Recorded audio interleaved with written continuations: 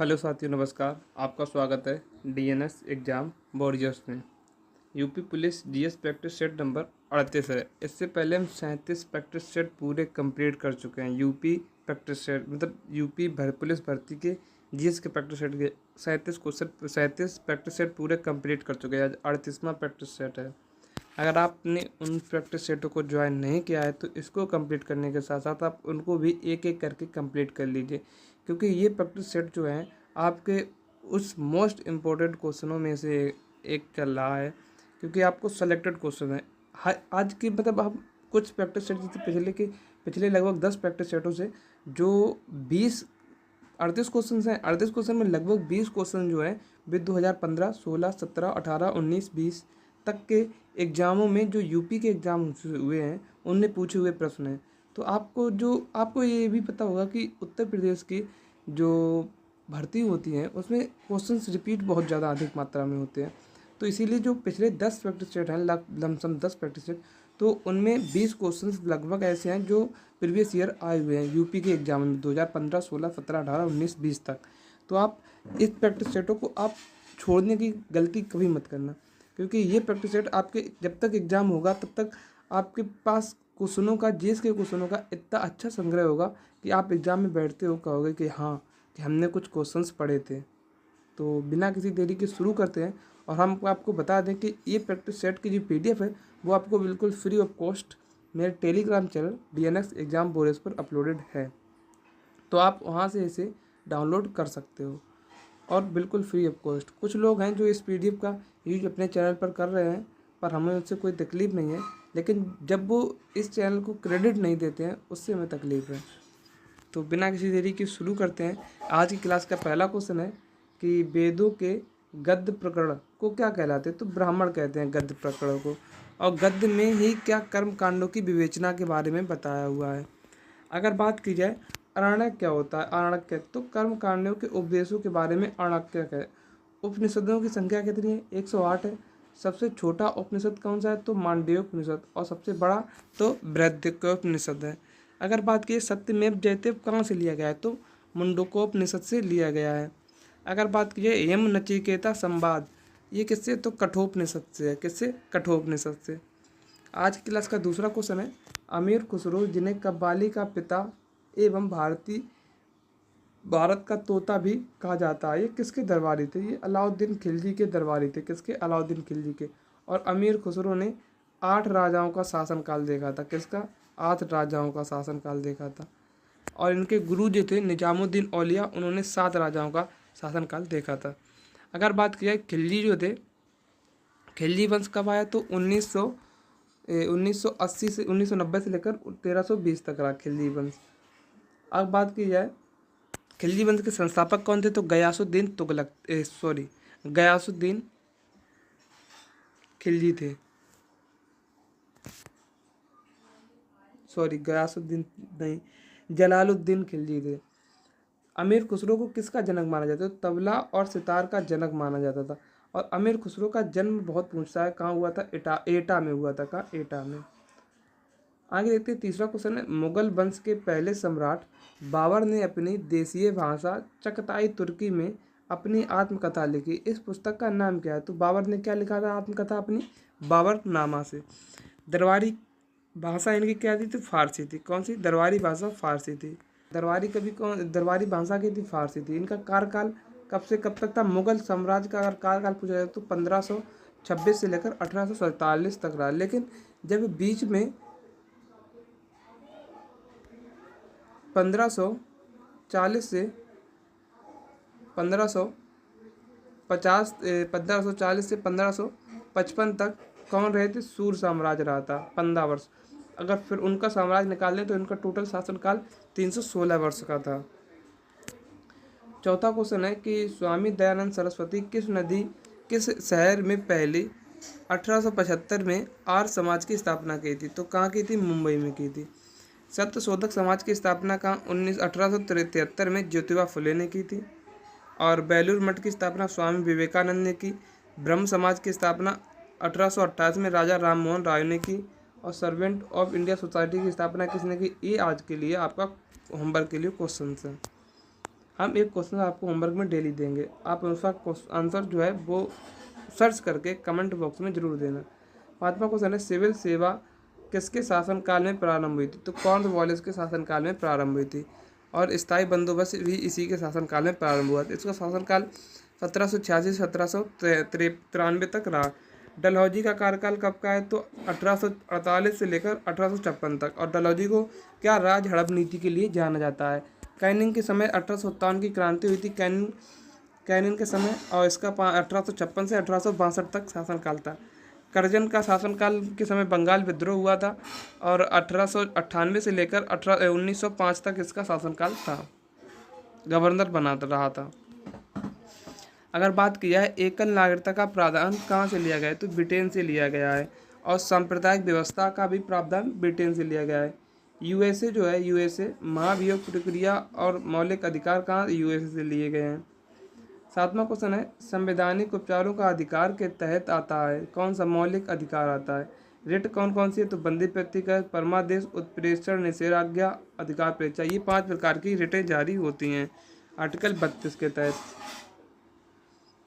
8वां question है, भारतीय संविधान का आर्टिकल 300A किसकी गारंटी देता है?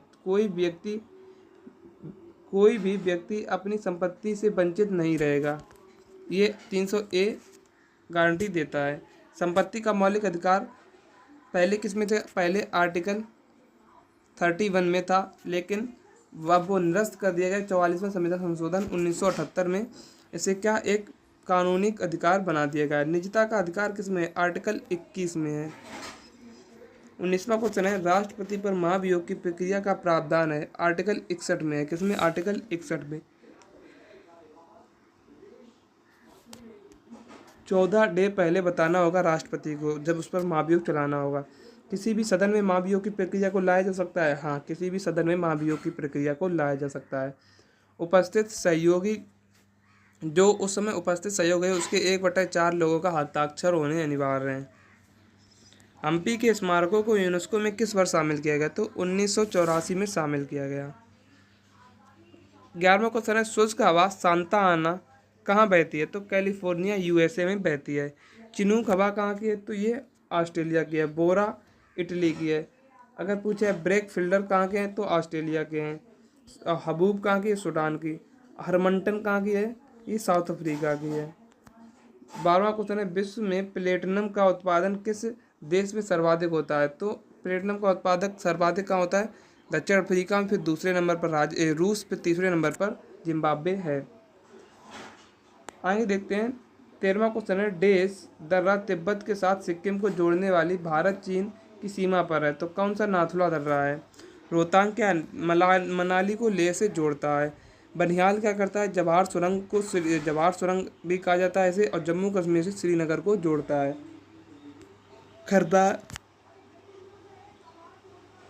खरदंगला जो है वो लद्दाख को सियाचिन से जोड़ता है। किससे? लद्दाख को सियाचिन से जोड़ता है। आगे देखते हैं कि 14वां क्वेश्चन जो है, आंधी उत्तर प्रदेश कहा जाता है आंधी को। काल बैसाखी कहाँ कहा जाता है? पश्चिम बंगाल में कहा जाता है। लू उत्तर कहाँ को? पश्चिमी भारत में कहा जाता है। आम वर्षा कहाँ कहा जाता है? तो असम और वेस्ट बंगाल में कहा जाता है। काफ़ी वर्षा कर्नाटक में कहा जाता है, और नॉर्वेस्टर पूर्वी भारत में कहा जाता है।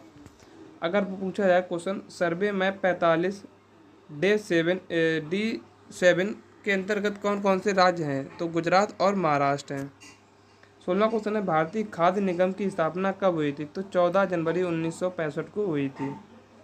17वां क्वेश्चन है, 2019 के अनुसार भारत में किस शहर की जनसंख्या सबसे अधिक थी? तो दिल्ली की सबसे अधिक थी, फिर उसके बाद कौन आया था? मुंबई। 18वां क्वेश्चन है, गतिशील श्यानता की एसआई इकाई कौन सी है? तो पास्कल सेकंड या पाइजली या डेका पॉइंट भी कहा जाता है। 19वां क्वेश्चन है, किसी व्यक्ति का पूर्ण प्रतिबिंब देखने के लिए एक समतल दर्पण की न्यूनतम ऊंचाई कितनी होनी चाहिए? तो व्यक्ति की ऊंचाई की आधी होनी चाहिए। 20वां क्वेश्चन है, हीरा का ग्रेफाइट के समान है क्या है? तो हीरा और ग्रेफाइट किस रूप से समान है? परमाणु भार में समान है। 21वां क्वेश्चन है कि कौन सा थर्मोसेटिंग प्लास्टिक है? तो पॉलीएस्टर और बैकलाइट कैसे हैं? तो ये थर्मोसेटिंग प्लास्टिक हैं। चींटियों का अध्ययन क्या कहलाता है? तो मॉर्फोलॉजी कहलाता है। मॉर्फोलॉजी। हेप्टोलॉजी का संबंध किससे? उभयचर से है। 23वां क्वेश्चन है, कोशिका में कौन सी पाचन थैली कहलाती है? तो लाइसोसोम क्या पाचन थैली कहलाती है? प्रिंट देने के लिए क्या सेलेक्ट करते हैं? तो फाइल को सेलेक्ट करते हैं। 25वां क्वेश्चन है, खतरनाक कचरों के में पाए जाने वाले 2 रासायनिक पदार्थों के प्रत्यक्ष प्रभाव के फलस्वरूप मृत्यु हो सकती है। वे पदार्थ कौन कौन से हैं? तो मरकरी और साइनाइड हैं। क्या है? मरकरी और साइनाइड।